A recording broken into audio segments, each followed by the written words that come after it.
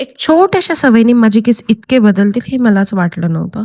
सुरुवातीला मी सगळ्यांसारखी होती. नवीन प्रोडक्ट्स, नवीन रेमेडीज, प्रत्येक व्हिडिओ सेव्ह करायची, पण रिझल्ट ऑलमोस्ट नथिंग.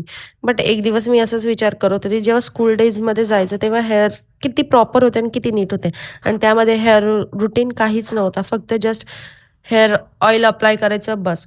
मग मी विचार केला, चला आपण बॅक टू दॅट रुटीनला जाऊया. काय होणार आहे? काही नाही केलं तर तसं पण काही होत नाहीये. जस्ट ट्राय करूया.